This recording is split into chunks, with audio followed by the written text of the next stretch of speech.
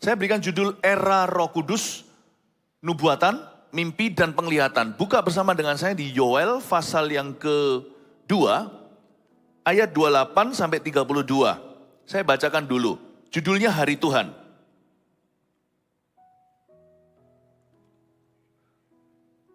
Saya baca ya. Kemudian daripada itu akan terjadi bahwa aku akan mencurahkan rohku ke atas semua manusia. Maka anak-anakmu laki-laki dan perempuan akan bernubuat. Orang-orangmu yang tua akan mendapat mimpi, teruna-terunamu akan mendapat penglihatan-penglihatan. Juga ke atas hamba-hambamu laki-laki dan perempuan akan kucurahkan rohku pada hari-hari itu. Aku akan mengadakan mujizat-mujizat di langit dan di bumi, darah dan api dan gumpalan-gumpalan asap. Matahari akan berubah menjadi gelap gulita, dan bulan menjadi darah sebelum datangnya hari Tuhan yang hebat dan dahsyat itu. Dan barang siapa yang berseru kepada nama Tuhan akan diselamatkan. Sebab di Gunung Sion dan di Yerusalem akan ada keselamatan. Seperti yang telah difirmankan Tuhan. Dan setiap orang yang dipanggil Tuhan akan termasuk orang-orang yang terlepas. Mari kita katakan amin pada firman Tuhan. Amin, puji Tuhan. Era Roh Kudus. Era mimpi, penglihatan, dan nubuatan. Kapan era Roh Kudus itu sebenarnya ada? Kita lihat ayat 28 dulu. Kemudian daripada itu akan terjadi. Kemudian daripada itu akan terjadi. Ayat ini yang kita baca di Yoel merupakan khotbah perdana gereja perjanjian baru. Dikutip langsung oleh Rasul Petrus saat Pentakosta. Tapi ada sedikit perbedaannya, Petrus tidak mengubah firman Allah, tetapi dia menambahkan bahwa pada hari-hari terakhir akan terjadi. Yoel ratusan tahun sebelumnya menubuatkan, kemudian daripada itu akan kejadian, lalu Petrus memeteraikan. Nah, ini yang dinubuatkan Yoel ketika terjadi Pentakosta, 120 murid berbahasa lidah. Lalu Petrus berdiri dan berkhotbah ketika orang-orang tercengang mendengarkan. Bahkan bahasa roh mereka sempat juga menjadi sebuah pesan di dalam multi languages atau di dalam bahasa-bahasa yang berbeda. Bahasa Arab, bahasa Mesir, bahasa Ethiopia. Petrus berkhotbah dan mengutip nubuatan Yoel. Petrus berkata, inilah hari-hari terakhir itu. Kapan yang disebut hari terakhir atau kemudian daripada itu adalah sejak Yesus naik ke sorga. Waktu Yesus naik ke sorga, dia berjanji akan datang kembali. Bahkan ada 2 malaikat menepuk pundak orang-orang Galilea. 500 pasang mata. Di antaranya itu ada malaikat berjubah putih berkata, sebagaimana dia diangkat di hadapanmu, dia akan turun kembali. Sejak hari itu Yesus terangkat ke sorga, dan 10 hari kemudian Pentakosta meterainya. Ini yang disebut hari-hari terakhir. Ada 2 pengertian di dalam kemah gereja. Ada gereja-gereja yang percaya bahwa semua karunia itu sudah berhenti. Sekarang pokoknya kita baca Alkitab. Jangan salah ngerti ya, saya sangat cinta Alkitab. Saya nggak bisa hidup tanpanya. Jikalau saya hari ini harus terdampar di sebuah pulau, misalnya. Jikalau kapal tempat saya itu, kapal yang saya naiki itu karam. Kalau saya disuruh pilih bawa roti, bawa senter, bawa HP, atau bukan dengan ya, atau hanya bawa Alkitab, saya akan bawa Alkitab saja. Saya nggak bisa hidup tanpa ini. Kalau Anda bolak-balik Alkitab saya, Anda lihat hubungan saya dengan Alkitab sangat kental. Bukan berarti saya mengaku saya sudah tahu segala sesuatu yang tertulis di dalamnya. Saya masih belajar. Saya sangat cinta the Bible. Tapi saya tahu bahwa Allah kita itu sangat personal. Alkitab atau logos atau firman yang tertulis ini, yang ratusan tahun yang lalu, bahkan ribuan, sudah dikompilasi. Perjanjian lama dulu itu dikompilasi oleh seorang imam namanya Ezra. Bahkan juga ada di sini yang namanya kitab Ezra, ya Ezra yang sama di perjanjian lama. Perjanjian baru nanti setelah gereja mula-mula, masa ketika para rasul sudah meninggal dunia, generasi-generasi berikutnya atau first centuries atau ratusan tahun pertama sejarah gereja, perjanjian baru dikanonikalkan atau perjanjian baru dikompilasi menjadi babak berikutnya. Makanya ada perjanjian lama, perjanjian baru. Ini yang namanya logos atau firman Tuhan tertulis, the Bible. Alkitab saya sudah usang. Sudah usang, halamannya ada beberapa yang rontok. Tulisannya beberapa tidak bisa terbaca, yang saya coret-coret di sini. I preach the Bible thousands of times. Ribuan kali saya berkhotbah dari Alkitab ini. Dan tak terhingga berlaksa-laksa, bahkan berjuta-juta momen dengan Tuhan saya dengan Alkitab ini. Please jangan salah mengerti that the Bible is everything to me. Tapi jangan pernah kotakkan Tuhan. Karena Allah kita itu bukan hanya logos, dia adalah firman yang juga adalah rema. Allah kita itu nyata, dia itu hidup, He's alive, dia itu personal, dia itu sangat pribadi. And He would like to communicate with His children too, directly. Tuhan itu punya DM, direct message.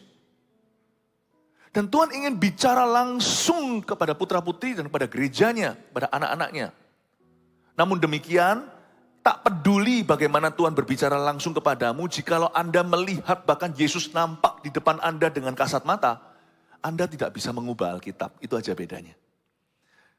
Dan pengalamanmu tidak bisa menjadi otoritas umat percaya di seluruh dunia. Hanya karena, oh Tuhan ngomong sama saya gini, berarti seluruh dunia harus menerima itu sebagai Alkitab yang baru. Gak bisa.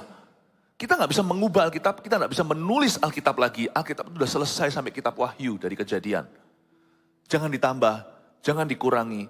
Bahkan di kitab Wahyu pun dikatakan, ya dikatakan begini, barang siapa mengurangi apapun yang dikatakan dalam firman, Tuhan akan mengurangi jatahnya dari pohon kehidupan. Barang siapa menambah-nambahi, akan datang hukuman. Paulus pun berkata begini dalam suratnya, bahkan jikalau seorang malaikat menampakkan diri dan menulis Injil yang lain kepadamu, terkutuklah orang itu, terkutuklah malaikat itu. Pengalamanmu, pengalamanku, mimpi penglihatan kek atau nubuatan, tidak bisa menjadi authority. Tidak bisa menggantikan otoritas firman. Tapi banyak orang Kristen tidak lagi percaya mimpi penglihatan. Orang-orang yang evangelicals, kita juga sebenarnya sih, yang merasa sudah cease atau sudah cessation theory atau teori berhenti. Artinya Tuhan sudah gak bicara directly, gak ada DM lagi dari Tuhan. Gak ada. Bahkan kalau kita baca Alkitab pun kalau Tuhan gak DM, kita gak akan bisa bertumbuh kok. Selama Alkitab ini hanyalah tulisan, dia hanyalah tulisan. Buktinya Alkitab ditaruh di rak, tidak mengubah orang kan. Kecuali kalau waktu kita membacanya, dengan sungguh hati dan mencari kebenaran, Roh Kudus tiba, nah sesuatu terjadi. Alkitab dibaca oleh orang yang mau mengkritiknya. Bisa juga tidak mengubah apa-apa, bukan karena Alkitabnya yang salah atau firman Tuhan tidak berkuasa, bukan. Karena Tuhan kita itu tidak mati, Tuhan bukan agama atau teori. He wants to speak directly, dan Tuhan yang sama itu bukan mengubah firman Allah, dia bisa bicara kepada kita lewat nubuatan, mimpi, dan penglihatan. Allah kita adalah Allah yang ingin komunikasi dengan anak-anaknya. Misalnya ada seorang Kristen yang udah tahu semua teologi, udah tahu segala doktrin, udahlah kebenaran itu udah ngelontok kepala. Tapi tiba-tiba Tuhan bicara kepada dia lewat seseorang yang dia gak kenal. Sebuah nubuatan diberikan. Itu booster luar biasa. Orang itu mungkin punya teorinya. Tetapi ketika dia mendapatkan nubuatan, orang itu seperti bertemu Tuhan. Padahal dia sudah tahu kebenaran. Tuhan itu personal, dia itu pribadi. Dia itu dekat mana kita. Makanya itu Bapak Ibu Saudara jemaat terkasih, saya dorong untuk kita haus dengar suara Tuhan. Saya gak ajari kita untuk ngeroh ya, saya sudah kasih tadi disclaimer atau awas-awas. Ada orang yang berkanjang pada penglihatan-penglihatan dan sana sini bilang Tuhan ngomong gini, Tuhan ngomong gitu. Just because hanya karena kita tidak klaim sana sini Tuhan bicara sama kita, bukan berarti Tuhan tidak bisa bicara langsung kepada kita. Minta sama Tuhan nubuatan, mimpi, dan penglihatan. Sebab semua yang ditulis di ayat ini bukanlah ide manusia dan juga bukan ide saya. Kalau kita mau memahami Alkitab atau saya mengkhotbahkannya, kami hamba-hamba Tuhan mengajarkannya, tidak boleh dicocokkan dengan personality kita, kepribadian kita. Saya belajar untuk gak pilih-pilih, percaya apa yang ada di dalam firman-Nya. Saya juga gak pilih-pilih, tebang pilih apa yang saya perlu khotbahkan, saya cocokkan dengan kapasitas saya, personality, kepribadian saya. Enggak. Saya sembuh gak sembuh, Allah tetap Yehovah Rafa. Kenapa Tuhan harus dikecilkan sampai di level saya? Kalau saya sembuh barulah Tuhan benar, Tuhan itu penyembuh.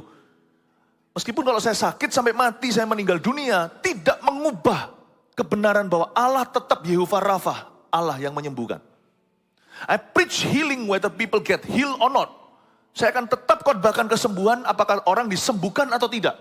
Saya tetap akan khotbahkan bahasa roh, orang terima atau tidak. Kecuali saya mau gunting itu di halaman Alkitabku dan sisa tipis tanpa mujizat. Era Roh Kudus itu sekarang, sejak Yesus naik ke sorga, Roh Kudus dicurahkan. Dan era ini diisi dengan mimpi, penglihatan, nubuatan, bahkan ayat 30 saya baca lagi. Aku akan mengadakan mujizat-mujizat di langit dan di bumi. Darah dan api dan gumpalan-gumpalan asap. Alias ayat 30 itu Tuhan berkata, aku akan memberikan tanda-tanda heran. Ini bukan ide kita loh. Ini juga bukan denominasi, ini gereja karismatik, ini gereja injili. Bukan, ini Alkitab. Ini idenya Tuhan.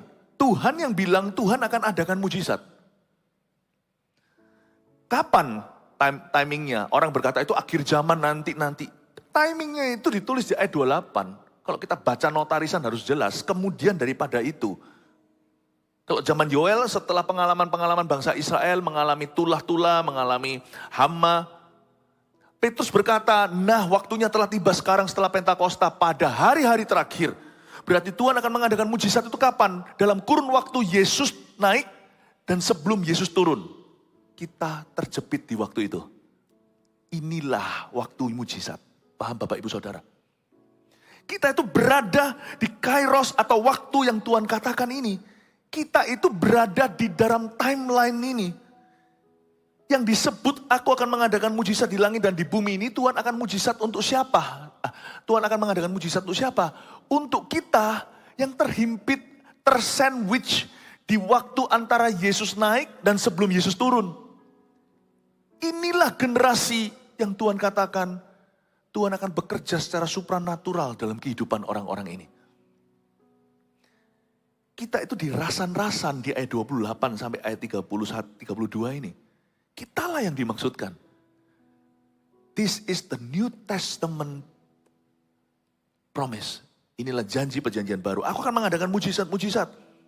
Matahari akan berubah jadi gelap gulita, bulan menjadi darah. Barang siapa berseru pada nama Tuhan diselamatkan.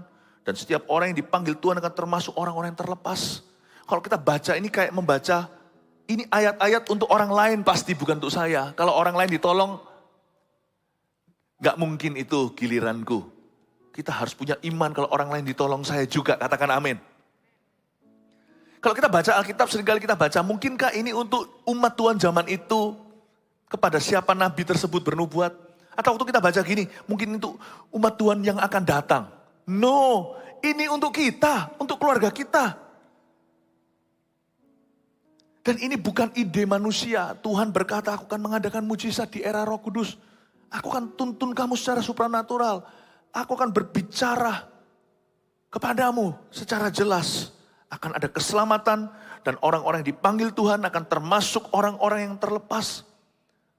Semua dimulai dari ayat 28. Inilah era Roh Kudus, era Roh Kudus. Era Roh Kudus yaitu sekarang. Kemudian daripada itu akan terjadi bahwa aku akan mencurahkan rohku ke atas semua manusia. Sebelum Pentakosta, bahkan sebelum Yesus datang, sebelum Yohanes Pembaptis berkhotbah di padang gurun, waktu itu perjanjian lama. Di perjanjian lama, Roh Kudus tidak dicurahkan kepada semua. Roh Kudus hanya dicurahkan kepada orang-orang secara selektif. Itu pun di waktu tertentu. Mereka pun tidak menikmatinya seumur hidupnya. Di waktu tertentu untuk tujuan tertentu. Misalnya Simpson itu dihinggapi Roh Kudus, dipenuhi, gebukin Filistin 1000 mati. Lalu setelah itu dia gak ngalami itu. Dia nggak bisa jalan secara konsisten. Daud lain cerita. Daud lain cerita, dia punya sebuah measure atau takaran Roh Kudus yang lebih mungkin. Samuel dan sebagainya. Saul pun pernah dipenuhi tapi untuk sebentar saja. Zaman perjanjian lama, Roh Kudus kita tidak punya akses pada Roh Allah seperti hari ini. Tidak ada DM, yang semua hanyalah posting-postingannya Allah. Misalnya dalam bahasa sosial media. Semua ambil dari posting itu setahun sekali dan itu harus diingat sepanjang tahun. Nanti postingnya diperbarui tahun depan ketika imam besar masuk ke dalam kemah perjanjian. Lalu menceritakan apa yang dia dapat. Manusia yang lain, umat Tuhan tidak punya akses pribadi. Ya, hanya diberikan kepada orang tertentu untuk waktu yang tertentu demi tujuan tertentu. Tetapi kemudian daripada itu, setelah itu, pada hari-hari terakhir, aku akan curahkan rohku ke atas semua manusia. Saya ajak kita untuk rindu. Roh Kudus tidak pernah memaksa. Itulah sebabnya mimpi dan penglihatan jarang. Kalau kita baca perjanjian lama, di zaman Eli, sebelum Samuel mencuat, Alkitab mengatakan mimpi itu sedikit, penglihatan jarang. Why? Because the people of God were not hungry. Karena umat Tuhan tidak haus dan lapar. Mungkin karena mereka tidak tahu bahwa Tuhan berjanji. Ada orang yang tidak haus karena dia nggak tahu. Karena dia nggak tahu, oh ternyata ada toh. Ternyata Allah bisa berbicara. Ya. Saya tidak mengatakan ini supaya menggantikan selera kita pada firman Allah. Tidak. Kita harus tahu dulu ya, mendengar khotbah, duduk di bawah sebuah pengajaran. Dengan hikmat-hikmat yang disucikan dan kuduskan, kita mendengar firman Tuhan itu menumbuhkan. Tapi sorga itu punya momen-momen khusus yang disebut nubuatan, mimpi, dan penglihatan. Itu masuk dalam covenant, masuk dalam perjanjian baru Tuhan dengan umatnya. Kalau kita nggak tahu, kita nggak klaim itu. Kayak asuransi kita nggak mengklaimnya. Karena kita nggak tahu itu ada. Tapi ada juga orang-orang yang nggak haus karena sekalipun tahu, mereka acuh tak acuh. Di zaman Eli, penglihatan dan mimpi itu jarang. Karena umat Tuhan tidak mengharapkan. Terus terang saya beritahu, tiap hari yang saya cari adalah firman. Tapi hati saya itu terbuka sama Roh Kudus. Ku ingin mendengar suaramu, Tuhanku. Ku sadar diciptakan untuk rencanamu yang mulia. Lagu lama sih, gak terkenal lagi. Ku serahkan hidupku padamu, Yesus Rajaku. Dan ku perhatikan kehendakmu atasku. Ku mau turut selalu dalam rencanamu Tuhan. Sampai bumi penuh kemuliaanmu. Dimulai dengan kata ku ingin mendengar suaramu. Tiap hari saya menanti-nanti. Padahal kalau saya baca Alkitab cepat 1-2 pasal. Tapi saya dalam hadirat Tuhan tiap hari saya menanti-nanti. 1 jam minimal dalam hadirat Tuhan saya nunggu. Hidup saya itu kayak gitu. Padahal kalau otak saya berkata, rush aja cepat baca Alkitab. Saya bisa artikan kok, sudah mahir nih ceritanya. Apalagi sekarang ada konkordansi, ada komentari, ada Alkitab versi ini, versi itu, gampang. No, I want to tap into the supernatural. Karena saya tahu my God is supernatural. God is spirit. Allah itu roh. Karena sangat mudah kita menjadi agama. Sekali lagi saya peringati dengan disclaimer-nya. Saya tidak menciptakan atau mendorong sebuah umat untuk jadi ngeroh. Tidak. Tapi saya juga tidak mau kita itu sliding atau kita itu erosi menjadi satu umat agamawi. Semuanya itu liturgi. Do you know that our God is supernatural? Ini idenya, aku akan mengadakan mujizat dalam hidupmu, tanda-tanda heran. Di waktu itu kemudian daripada itu pada hari-hari terakhir. Karena kita mulai jarang mendengarkan suara Allah, suara roh Allah. Meskipun kita mengklaim kita dengar firman, kita baca firman Allah, lama-lama hati kita akan kering. Sedangkan roh kita itu harus selalu basah.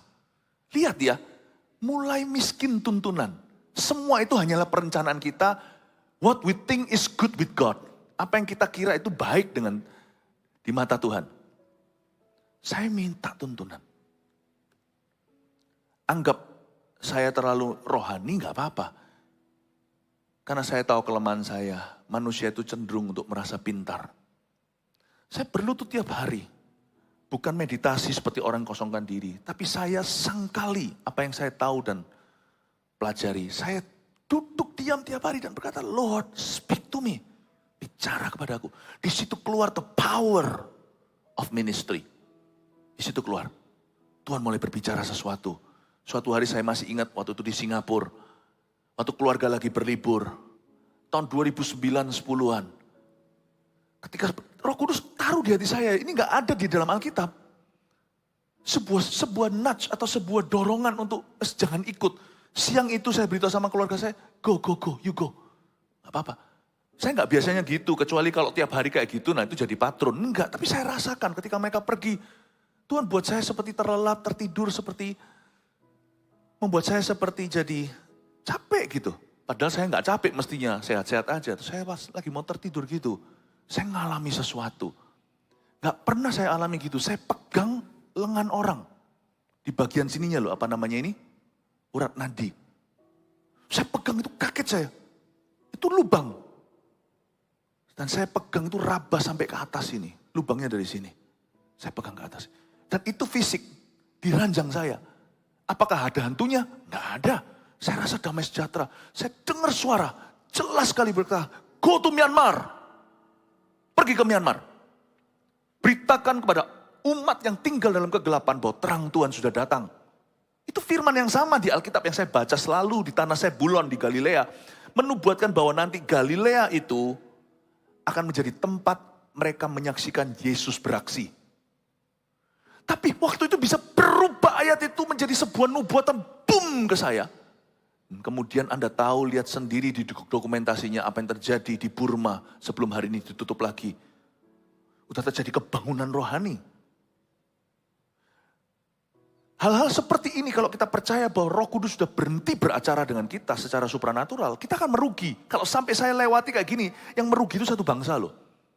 Kalau Anda lihat di Myanmar itu, waktu kami datang, saya masih ingat itu, hari itu kita datang, Myanmar kedua. Itu ular berjatuhan dari langit, itu masuk di koran. Ini bukan penglihatan, ini kejadian. Di sana itu tidak ada gedung lebih tinggi daripada gedung untuk penyembahan mereka. Itu paling tinggi, saya menolak untuk menyebut namanya. Itu ular jatuh semua mati kecuali satu ular piton yang raksasa yang tiba-tiba yang merangkak turun tangga. Itu berapa puluh tangga atau ratus tangga turun ke bawah. Lalu kebangunan rohani itu jadi boom. Gimana saya orang Indonesia bisa merebut tanah Kanaan orang itu kalau bukan karena Tuhan? Kita yang tidak dikenal kok bisa seperti itu respon satu negeri pada kami. Aku akan mengadakan tanda mujizat. Itu karena profesiku adalah pengkhotbah. Bagaimana dengan profesi Anda? Tidakkah Anda tahu bahwa ada janji dalam perjanjian baru, that God will do miracles for you? Kalau kita tidak percaya, tetap kita masuk surga. Tapi kalau kita percaya, kita akan mengalami adventure petualangan dengan Allah. Karena itu janganlah kita terburu-buru ke susu, kata orang Surabaya. Mari kita cari wajah Tuhan. Kemudian daripada itu aku akan mencurahkan rohku ke atas manusia.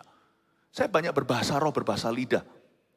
Kalau enggak gitu karunia itu mubazir atau sia-sia. Kenapa sih kita dikasih itu? Apakah dulu Tuhan iseng atau sebagai karunia yang inferior atau karunia yang ya boleh ada boleh enggak? Menurut saya enggak. Semua yang Tuhan lakukan itu semua penuh dengan tujuan. If God gives that to you, kalau Tuhan memberikan kepadamu, use it for His glory. Pakai untuk kemuliaannya. Amin Bapak Ibu Saudara. Kemudian daripada itu akan terjadi bahwa aku akan mencurahkan rohku ke atas semua manusia. Maka, baca ini ya, anak-anakmu laki-laki dan perempuan akan bernubuat. Garis bawahi kata bernubuat. Orang-orangmu yang tua akan mendapat mimpi, garis bawahi kata mimpi. Dan teruna-terunamu akan mendapat penglihatan-penglihatan, garis bawahi penglihatan-penglihatan. Lupakan kata anak-anakmu laki-laki dan perempuan, lupakan dulu sementara kata orang-orangmu yang tua atau teruna-terunamu. Mari kita sekarang bahas ini. Bernubuat, mimpi, dan mendapat penglihatan-penglihatan. Satu, tuliskan dulu supaya kita belajar hari ini. Karena saya yakin setelah pengajaran ini, akan terjadi suatu percepatan secara rohani. Seperti satu karunia akan diaktifasi di dalam gereja kita. Setelah ini, siap-siap. setelah saya lay down the foundation, setelah saya letakkan fondasinya, banyak di antara Anda akan mendapat nubuatan, mimpi, dan penglihatan. Kasih tepuk tangan untuk Tuhan Yesus. Tulis dulu nubuatan adalah, saya kasih definisi sehari-hari ya, ini bahasa saya, semoga bisa dimengerti. Nubuatan adalah bisikan Roh Kudus dan prediksi masa depan.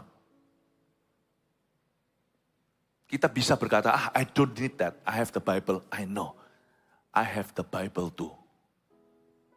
Dan hubungan saya dengan Alkitab ini, seperti saya katakan tadi, mending kalau kapal karam, saya bawa ini. So kalau saya bawa ini, 5 roti 2 ikan, memberi makan 5.000 orang masih terjadi. Tapi kalau saya bawa makanan, setelah dimakan, turun ke jamban. Manusia hidup bukan dari roti, tapi dari firman. Hubungan saya dengan ini secure, aman. Tapi saya percaya Roh Kudus akan bisikan sesuatu dalam kehidupan saya. Hal-hal bahkan yang mungkin tidak semua ditulis di dalam Alkitab. Bukan kebenaran yang baru.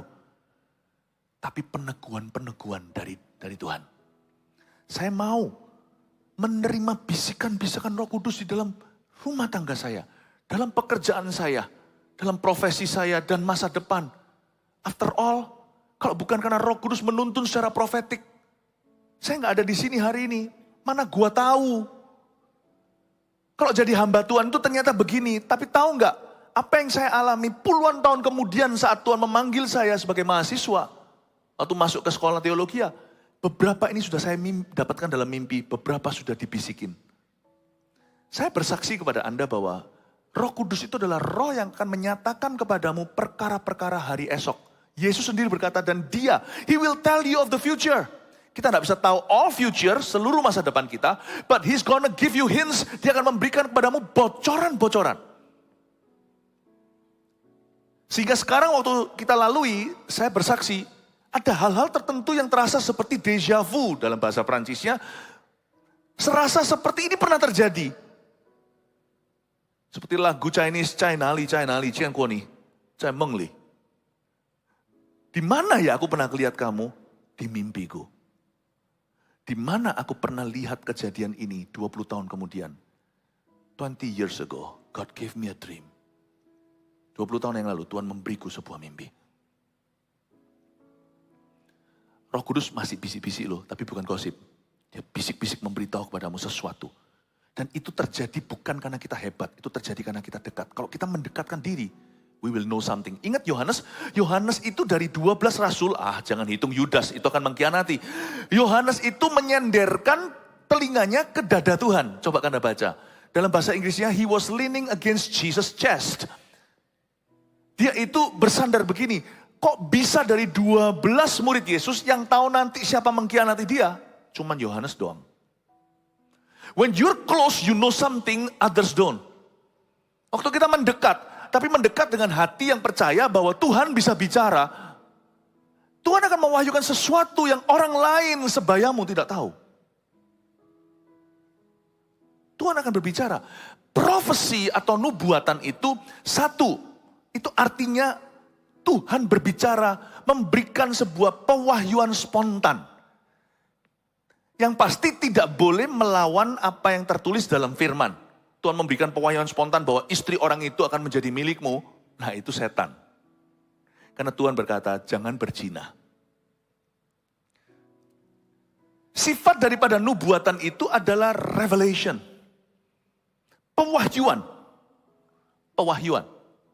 Tapi pewahyuan ini tidak sama dengan pewahyuan yang menjadikan Alkitab. Pewahyuan ini pewahyuan pribadi atau untuk sekelompok orang, sebuah tuntunan khusus dari Yesus ketika Roh Kudus dicurahkan, engkau mendapat nubuatan. Ya.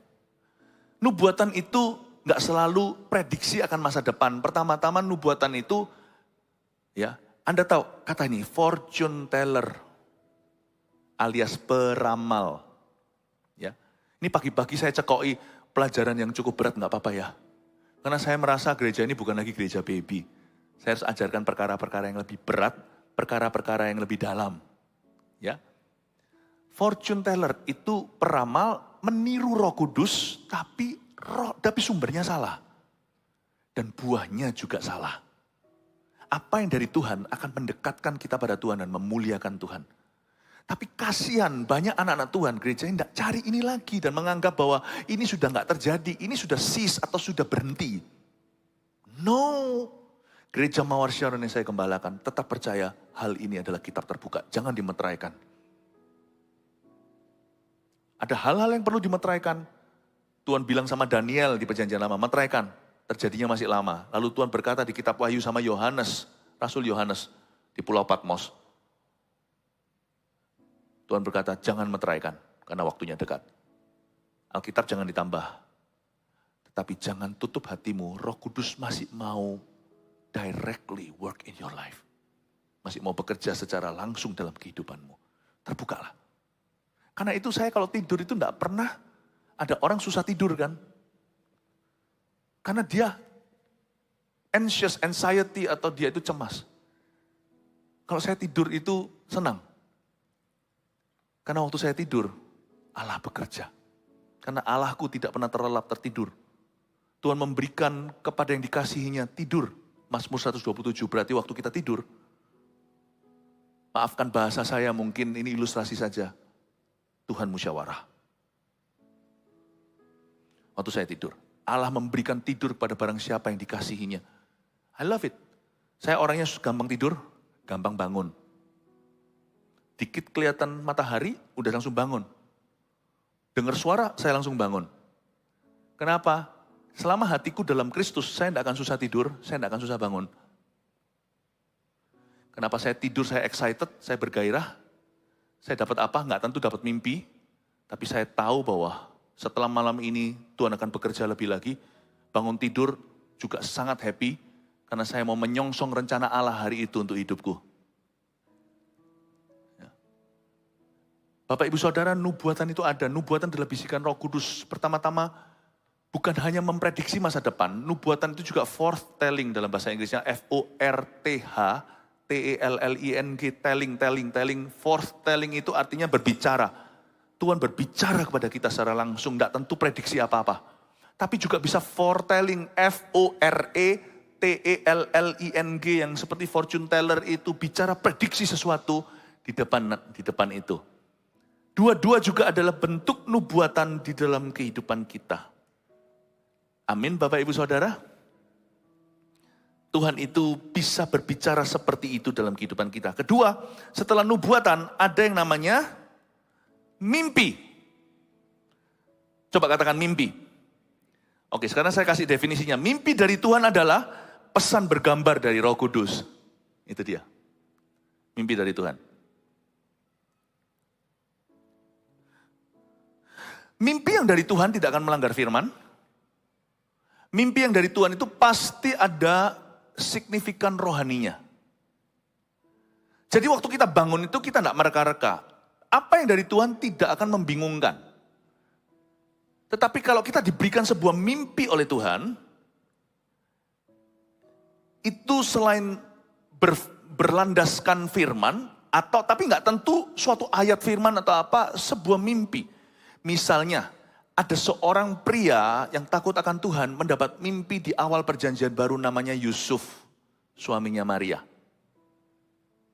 Padahal di zaman Yusuf Maria, sebelum Maria itu melahirkan Yesus, masih mengandungnya, sudah ada kitab Torah atau Taurat, yaitu Kejadian, Keluaran, Imamat, Bilangan, Ulangan. Udah ada.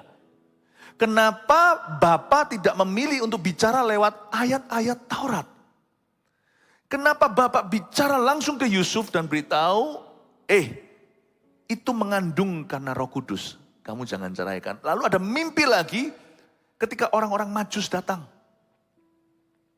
Ya mungkin kalau orang Majus dapat mimpi karena mereka bukan orang Yahudi. Mereka tidak tahu kebenaran perjanjian lama, mereka belum punya. Tapi kenapa Yusuf juga dapat mimpi untuk bawa Yesus malam itu juga pergi lari ke Mesir karena Herodes mau membunuhnya.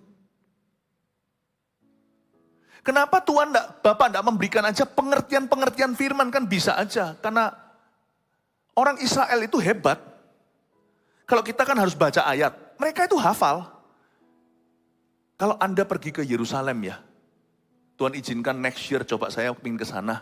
Jemaat yang mau ikut silahkan. Itu kalau lagi Sabat, kalau di Tel Aviv lain cerita. Kalau di Yerusalem itu kota religi, kalau Tel Aviv itu kota sekuler. Tel Aviv itu dulu adalah Yope, Joppa, atau tempat yang namanya si Yunus lari dari Tuhan, lari dari panggilan, itu pelabuhan. Lalu nantinya Petrus diutus ke Cornelius juga di kota itu. Kalau kota itu sekarang jadi kota sekuler. Itu kayak Amerika, di situ tuh kayak pantai Kuta, ya. Tapi kalau Anda mau lihat Yahudi yang mirip seperti Israel dulu itu pergi ke Yerusalem. Di Yerusalem itu kalau lagi Sabtu, wah, Anda lihat restoran-restoran penuh dan mereka dress up semuanya. Ganteng-ganteng, cakep-cakep keluarganya. Padahal nggak ada pesta apa-apa. Mereka memelihara hari Sabat. Mereka berkumpul dengan keluarga, Anda akan dengar rame sekali. Lalu ada yang bawa Alkitab gini, lalu ngomong sendiri, bawa Taurat, bukan Alkitab, Taurat ngomong sendiri. Itu Tauratnya Musa, Torahnya Musa, Kejadian Keluaran 15 bilangan ulang. Itu dihafal, lalu dicenting atau seperti orang baca mantra, dibaca terus gitu loh sepanjang hari. Tahu nggak, dari sejak kecil itu bukan yang besar-besar, yang kecil-kecil. Yang kecil-kecil itu hafal. Kita aja 10 perintah Allah aja, perintah Allah ketiga itu apa kita lupa. Ayo apa? Perintah Allah kelima apa? Perintah Allah ke-1 jangan sampai lupa malahan. Yang ke-10. Mereka itu hafal, bahkan ayat-ayat itu hafal.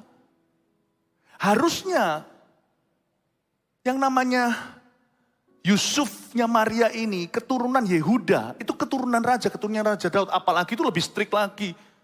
Itu breed. Itu special breed. Kalau anjing namanya anjing itu bukan anjing jalanan. Itu ras. Pasti itu hafal. Kenapa Tuhan gak bicara aja sama Yusuf?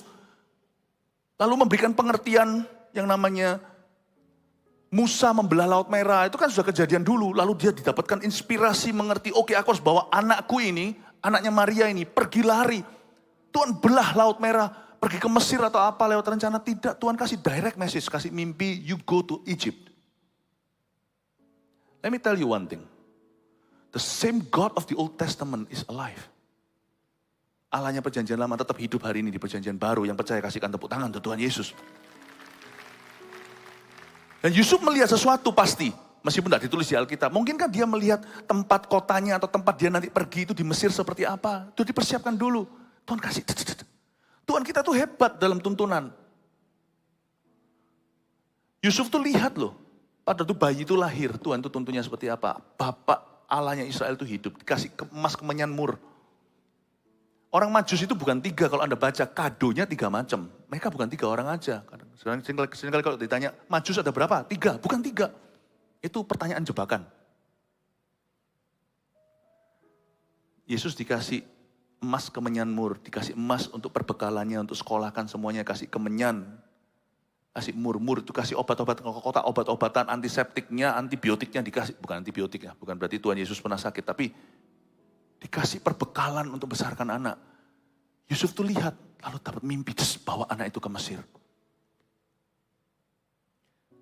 Kenapa enggak cuma lewat buka Taurat aja? Tuhan bicara. Bapak, he can speak directly to you. But always in the word. Selalu in the word. Selalu di dalam kebenaran. Tidak pernah di luar kebenaran, paham ya? Tuhan tidak pernah melanggar firman-Nya sendiri. Selalu in the truth, di dalam kebenaran, tidak pernah di luar. Namun demikian Tuhan bisa memberi kita mimpi. Mimpi yang dari Tuhan adalah pesan bergambar dari Roh Kudus yang Tuhan tunjukkan kepada kita. Pasti akan ada signifikannya. Orang-orangmu yang tua akan mendapat mimpi. Dan di dalam mimpi yang dari Tuhan selalu terkandung kemahatauan Tuhan. Saya pernah mendapat sebuah mimpi untuk seorang jemaat. Singkatnya dia kelebihan bayar dan itu double dan itu cukup besar. Saya sampaikan. Nggak mungkin saya tahu dan saya nggak bisa dapat itu dari Kejadian sampai Wahyu. Dan ketika saya sampaikan, jemaat mungkin yang menerima. Saya tidak berkata demikian firman Tuhan, karena bukan otoritas. Kalau firman Tuhan Alkitab, saya kan bisa berkata demikian firman Tuhan. Tapi saya katakan, tolong ya diuji, saya kok mimpi begini. Saya itu suka mimpi. Karena mungkin juga mengharapkan, di ibadah yang terakhir nanti saya akan ajarkan bagaimana kita itu doa sebelum tidur. Gimana menjalin hubungan dengan Tuhan saat malam hari. Waktu saya sampaikan, diuji, dicek, ternyata betul. Ya kebetulan karena ini adalah seorang yang kami kenal dengan baik. Tapi Tuhan bisa bicara seperti itu. I thank God for dreams. Ada satu unsur kemahatauan Tuhan di dalamnya. Tapi sekalipun kita diwahyukan sesuatu, jangan kita sok tahu. Kita sampaikan dengan rendah hati, tolong diuji. Ternyata sungguhan. Ternyata sungguhan. Bahkan kadang-kadang Tuhan memberitahu kepada saya secara spesifik pada kami. Dalam kasus seperti itu, kadang-kadang nominalnya diberitahukan. Hal ini tidak saya alami waktu awal-awal 5 tahun pertama kenal Yesus, bahkan 10 tahun. Tapi makin kita dekat sama Tuhan, makin ingin mendengar suaranya, kita akan semakin peka, Bapak Ibu Saudara. Hati-hati ya, saya kasih tambah beberapa hal yang saya hati-hati dengan mimpi orang mati. Kalau mimpi orang mati itu hanyalah kenangan indah, just kita lihat lalu nggak apa-apa. Tapi kalau yang dari Roh Kudus itu selalu damai sejahtera, selalu seret di hati. Kalau kita mendapatkan mimpi, apalagi orang-orang yang sudah meninggal, namun mereka tidak dalam Tuhan, itu jauh lebih bahaya, lebih hati-hati lagi. Karena biasanya ujungnya adalah tuduhan atau dakwaan. Misalnya, orang tuanya mimpiin Anda lapar, dingin, telanjang dingin. There's nothing you can do anymore. Kita mau memberitakan Injil itu sekarang, bukan nanti. Kalau yang seperti itu ya, ingatlah bahwa itu bukanlah orang tua atau siapa yang Anda kenal dalam mimpi itu yang sudah meninggal. Karena mereka sudah kembali kepada penciptanya. Itu bukan arwah dan mereka tidak bisa komunikasi dengan Anda tengking dalam nama Yesus. Karena setan itu penuh tipu muslihat. Dia bisa muncul sebagai malaikat terang, berarti dia juga bisa menduplikat orang yang Anda kenal, suara dan gambarnya. Tapi kita harus tahu dari firman bahwa kalau orang sudah meninggal dunia, dia sudah kembali pada penciptanya, biar Tuhan yang menentukan. Tapi kalau sampai ada the dead, orang yang mati itu berbicara kepadamu lewat mimpi, tolaklah di dalam nama Yesus Kristus. Apalagi yang munculnya, ayo ikut aku. Wah. Jangan ya, Anda perlu berceki minggu depan dan tetap harus memuridkan. Beware, mimpi itu nyata. Kenapa kadang-kadang Tuhan bicara lewat mimpi? Karena kita tidak berdaya untuk melawannya. Biasanya kalau kita lagi wake up gini, kalau lagi bangun, lagi seger, Tuhan ngomong apa itu kita bantah dulu. Buktinya kan, Tuhan bilang sama Anda, ampuni. Kenapa harus ampuni? Orang itu begitu kok. Kita bisa melawannya. Tuhan suruh kita memberi. Atau Tuhan berbicara sesuatu, tolong beritahu sama orang itu ini. Pesan, aduh Tuhan nanti kalau aku ditolak gimana. Tapi kalau mimpi kan gak bisa apa-apa kita. Kita seperti ini, half dead, seperti setengah mati. Tidak bisa menentangnya. Makanya orang dalam mimpi bisa nangis. Orang kalau tidur itu gak mati. Seperti handphone kita tiba-tiba tidak nyala gitu aja di set, kalau tidak dipakai tiba-tiba bisa berada dalam kondisi tenang. Tapi ketika kita nyalakan ya dia langsung nyala. Gak perlu kita turn off dan on lagi karena dia selalu nyala. Orang mau tidur itu tetap nyala. Tapi sama Tuhan dimatikan beberapa switch-switchnya. Karena itu Tuhan bicara mimpi, kita tidak bisa melawannya. Makanya saya paling suka kalau tidur di dalam hadirat Tuhan. Kalau hati saya beres, Tuhan gampang berbicara kepada saya. Amin Bapak Ibu Saudara. Jangan takut untuk tidur malam ini. Berapa orang itu cemas-cemas, jangan. Tetaplah kita itu, hati kita itu kalau beres sama Tuhan dia. Tidur itu indah, mimpi akan datang. Mimpi yang dari Tuhan itu adalah pesan bergambar dari Roh Kudus. Yang ketiga, penglihatan adalah apa yang Roh Kudus lihat dan ingin kita lihat. Itu penglihatan. Ada tipe-tipe penglihatan, saya jelaskan. Ada tipe penglihatan. Ada orang yang melihat yang kayak begini itu seperti karunia Nabi. Itu namanya open eye vision. Atau seperti penglihatan mata terbuka. Mata terbuka. Gak semua orang punya karunia demikian. Open eye vision. Tapi ada juga penglihatan itu yang close eye visions. Mata tertutup lagi doa tiba-tiba Tuhan tunjukkan sesuatu. Tapi ada juga yang namanya orang antara tidur dengan tidak tiba-tiba seperti melihat sesuatu atau sebuah impresi saja. Ada tipe-tipe penglihatan. Tidak semua masuk ke kategori penglihatan. Kalau ada orang berkata, aku punya impresi gitu, itu bukan penglihatan. Tapi seperti melihat sesuatu, rohmu dibuat peka. Apapun yang Anda rasakan, itu inspirasi yang Anda terima, doakan dulu. Amin. Doakan dulu. Kadang-kadang kita punya firasat, itulah bahasa dunia. Firasat-firasat itu. Dan kalau Roh Kudus itu tinggal di dalam kita, Tuhan akan memberi kita firasat-firasat. Saya tidak banyak secara pribadi mengalami open eye vision. Tapi saya pernah mengalami yang seperti itu. Dan itu menyelamatkan banyak orang. Bahkan pernah juga menyelamatkan saya. Singkat cerita, suatu kesaksian sederhana. Ada seseorang yang akan berbuat jahat kepada kami. Saya masih ingat 3 hari sebelumnya, saya lihat wajah orang itu waktu saya sedang berdoa. Dan puji Tuhan, kami tidak jatuh ke dalam jebakan. Bapak, Ibu, Saudara, God can speak directly to you. Kalau Roh Kudus itu hadir dan dicurahkan, Tuhan itu bisa memberi kita mimpi dan penglihatan. Kita review 1, 2, 3, nanti di kebaktian berikutnya, saya baru jelaskan panjang lebar secara detail, penglihatan itu apa. Termasuk Tuhan memberikan sebuah mimpi kepada Firaun untuk bisa mengantisipasi keadaan dunia dan apa peran kita waktu Tuhan berbicara. Lain wahyu, lain hikmat. Orang kalau cuma terima pewahyuan, gak punya hikmat di jalanan, apa yang dia terima akan percuma sia-sia.